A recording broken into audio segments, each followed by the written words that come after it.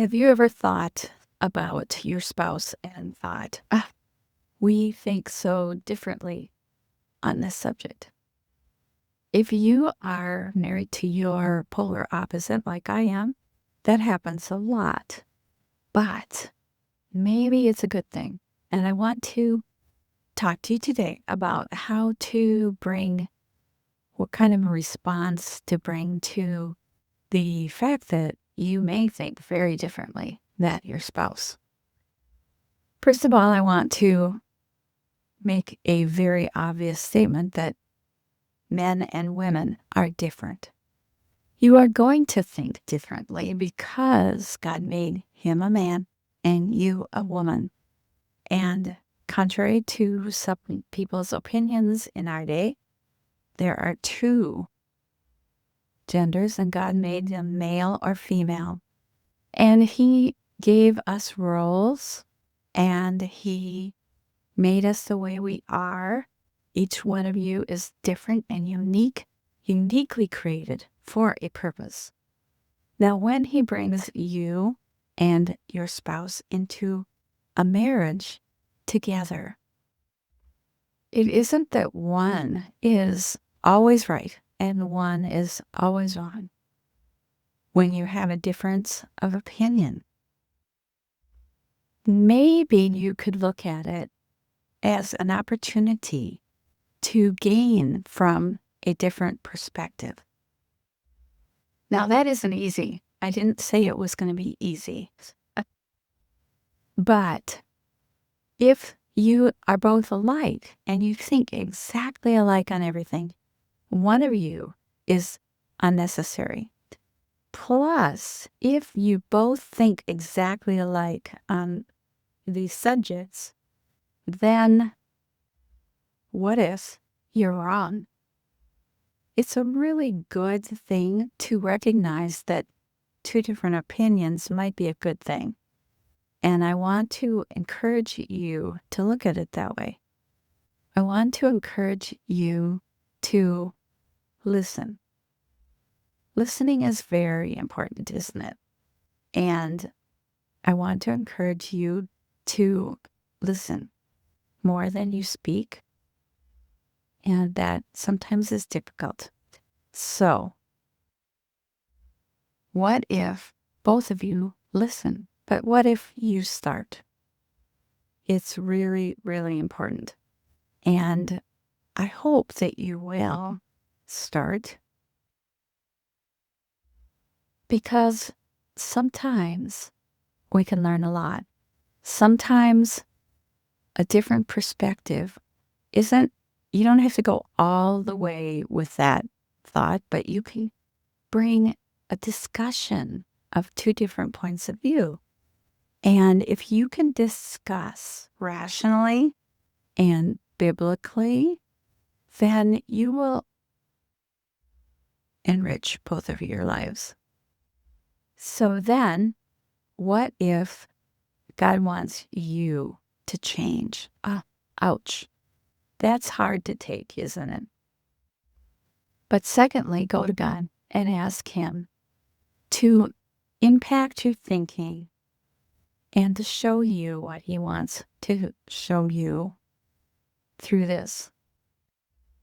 Then I want to talk about the fact that there are certain times of the day for both of you that are better than others. If you are a morning person, but your spouse is not, don't hit them with a deep discussion or a big topic first thing in the morning. If you are a night person, don't hit your spouse who is a morning person with, we have to talk about this and we have to talk about it now, late at night, right before bed. So knowing your spouse and yourself is really important. And you will not have nearly as many problems in communication if you remember what their best times of the day are. Then how you come to them. What's your demeanor? What's your attitude? What is your tone of voice and your volume? These are all important things when you come and you're going to discuss something. And maybe you haven't even thought about that this would be or could be something controversial. Maybe it never occurred to you. But before you come with your preconceived set view, think, what if they have a different point of view? Ask God into your conversations. Ask God to prepare you in your heart and them in their hearts.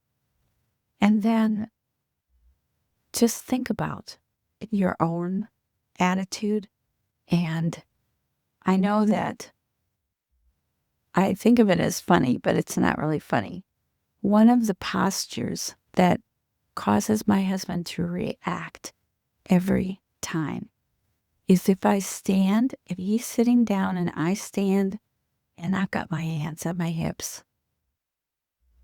If you are just casually standing with your hands on your hips and never thought about it, but every time you do, your spouse reacts.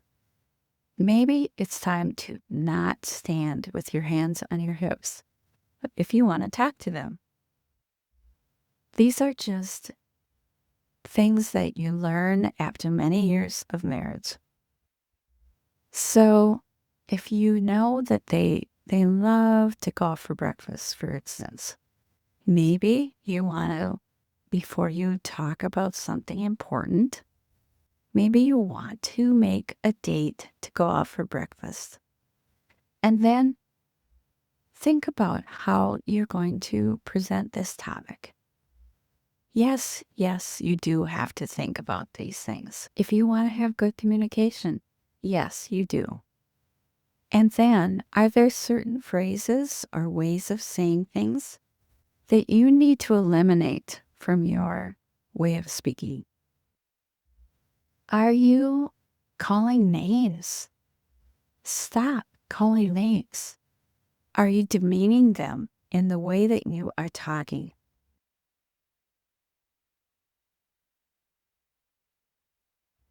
If you are demeaning in your tone or your attitude towards them, why would they want to talk to you about this subject? Very important that you show respect and love. And then you can hope that they will also show respect and love back to you. I hope this has been helpful to you as you talk with someone, anyone, but especially your spouse, about something where you may think very differently. This is Wendy Gunn.